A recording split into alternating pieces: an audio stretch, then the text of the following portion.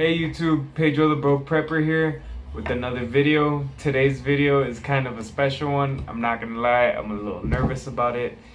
This video is going to be my first knife review.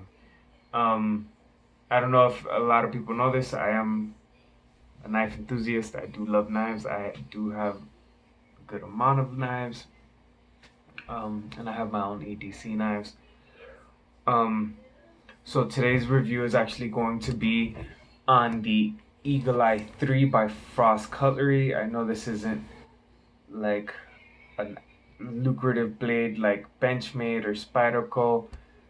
It is going to be Chinese made, but at $10 you really can't beat it on being budget friendly and being a good knife. Closed, it's about 5 inches overall. Open, it's going to be 9 with a 3-inch blade. The blade is going to be partly serrated, and it's going to be this kind of like drop point, or I'm sorry, kind of like weird clip slash drop point, almost very sharp point. I don't know what you would call these. I tried to do some research. I couldn't find it on the internet. If you want to leave it in the comments below, that would be very much appreciated. Now the handle itself is going to be like an injected molded plastic. It's not the best material, but it does feel very sturdy, and in all honesty, it's pretty comfortable. You know, and it has this very aggressive gimping right here for your thumbs. It really doesn't feel like, if you position your thumb right, it really doesn't feel like it's gonna go anywhere unless you kind of like grab it back here. Then it feels like you'll get a little play and doesn't feel that safe. But honestly, when you grip up on it using the gimping, it feels great. And with the hole right here, kind of like the Spydercos have, which I really like, it is going to be ambidextrous opening. I'm not left-handed, guys, so bear with me. It is pretty decent opening. It has a thumb lock for the back that feels really awesome. I don't feel a whole lot of play. In all honesty, I don't.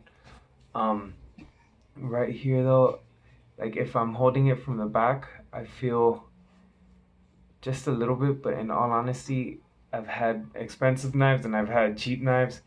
I feel this play kind of in everything. So that's not kind of upsetting me. So with those facts out of the way, I kind of want to go into my overall thoughts about it as just a blade in itself and an EDC.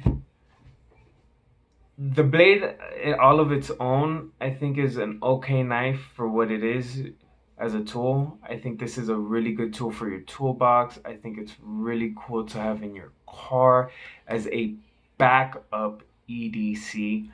Even in your get home bag, maybe even your bug out bag or your car tool bag. I think this is where that kind of belongs. I was thinking about it and I was playing devil's advocate against myself, in the sense that this could, if you're the type of person who can use this as an EDC, man, by all means, you can do you. You know what I mean? Because this is a deep pocket carry.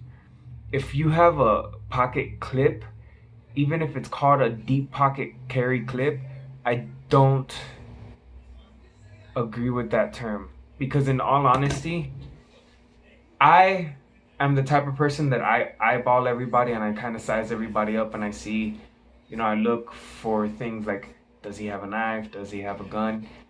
And you know, if I'm talking to somebody or next to somebody and I see the giveaway tail of the pocket clip, which isn't always noticeable, but once you see it, you've already seen it. And no matter how low you put your shirt, the second, you know, you grab your wallet or you go to get your phone, it's exposed. and now whoever saw it already knows you have it.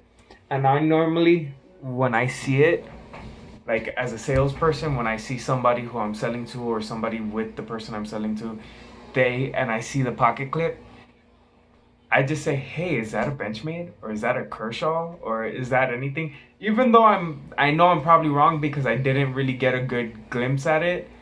They're like, "No, it's a this or it's a that." But now I know that they have a knife, and now they know that I know, and I'm letting them know. In if that makes sense. I know that you know that I know. But it's that whole idea of, if you're into the gray man concept of not letting it be known of what you have, what you're carrying, letting the enemy guess, because the enemy is potentially anyone and everyone. So, with that being said, this without the pocket clip, and it does have a lanyard hole here, so that you could probably put a little wire and a little lanyard. This, in all honesty, is actually really comfortable in the pocket. So, if I took out my little CRKT and I drop this into my pocket, it's gone. And because it's so wide and kind of flat, and most pockets kind of do this triangle right here, it just falls in and kind of nestles in. So it's always going to be this way up. So in all honesty, it's kind of fast to just grab and just, open. That wasn't super fast. I wasn't trying to do it fast, but it's kind of always there. And, I can do anything. Even if I squeeze, you see some hints of line, but that could be my keys, my phone. That could be a lot of things, as opposed to this that is one of three things, which is either going to be a multi-tool, which A is a knife, or keys. And in most situations, if you're a prepper and you always prepare for the worst, and you see it, you should always assume that it's a knife.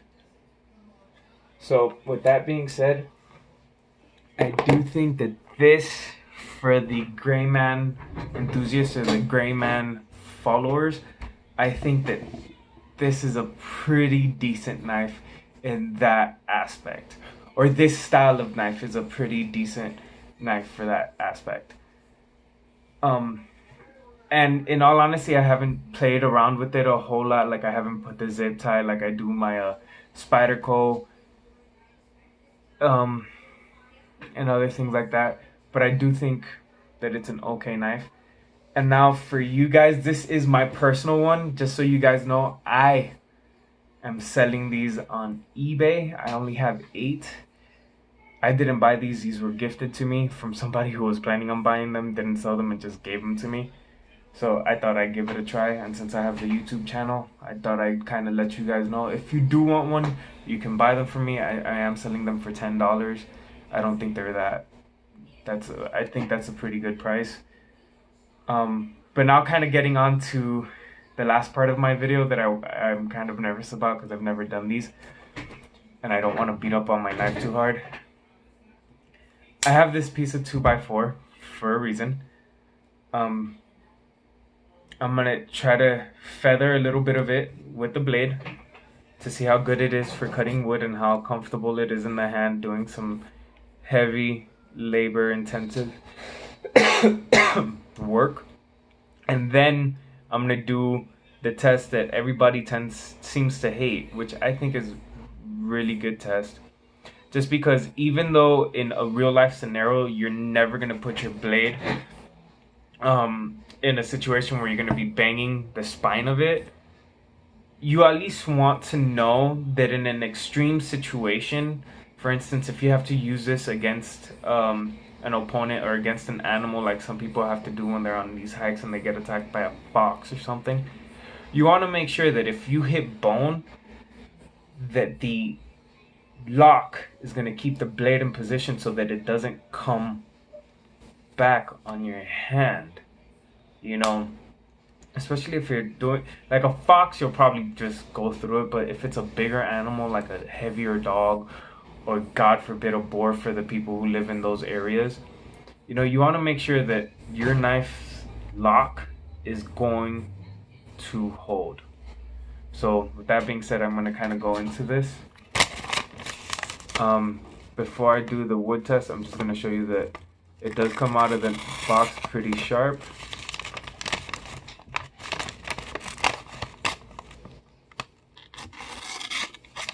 I'm only doing a little bit because I'm not really good at cutting paper with the serrations.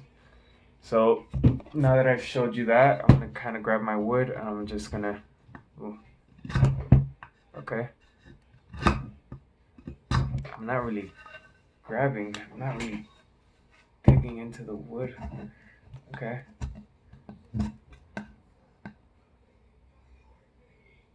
Oh, it does have a little play here, which kind of worries me. I'm not really feeling that. And it's not really digging in very well. Huh.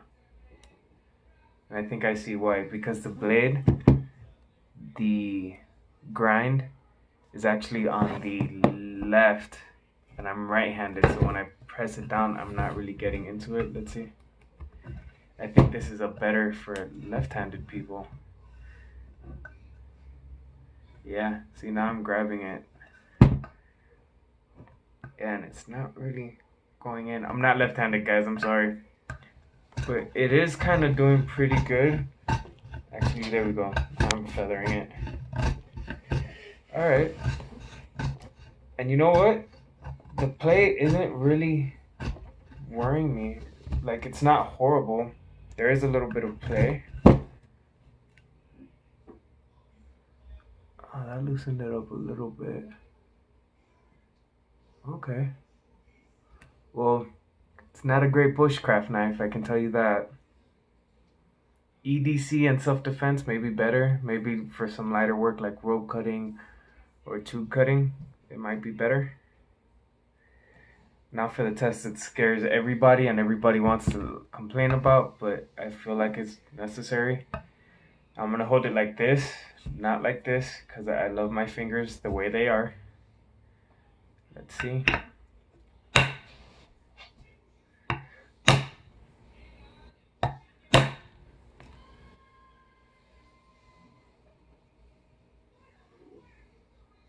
I'm only gonna do 3 hits. Those are my 3 hits. And you know what? I'm sorry. I'll tell you right now, it can't, oh, there we go. Oh, got the tip of my finger. It doesn't want to flip open now as easily as it was before.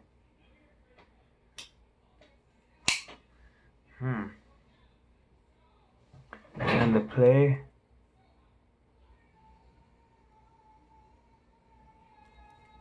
No more than after I finish cutting the wood.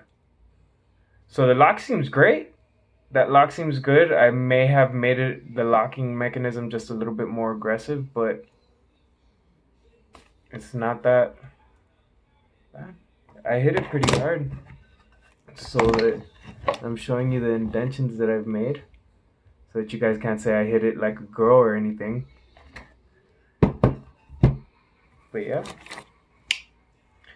So like I said, this knife obviously isn't going to be, these big high-end knives that are the $100 and $200 knives.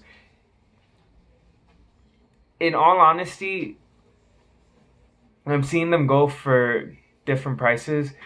I put it at $10 thinking that this was a good $20 knife. In all honesty, because that's what I personally would spend on it. Because I think it is a good toolbox knife and a good backup EDC. So for those of you guys who have an okay knife or who have different knives or who are starting off your collection, I do think this is a decent knife, especially for the price that it's going at. I'm not telling you that this is the knife that's gonna save your life, or this is a knife that's gonna end all knives. I am saying though that it is an awesome backup. It is an awesome knife if you forget your main EDC, if you forget the good knife at home.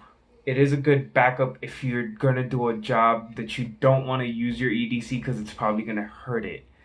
It is a good knife to just carry in your car, in your backpack, in your hiking pouch, or like I said, in your toolbox.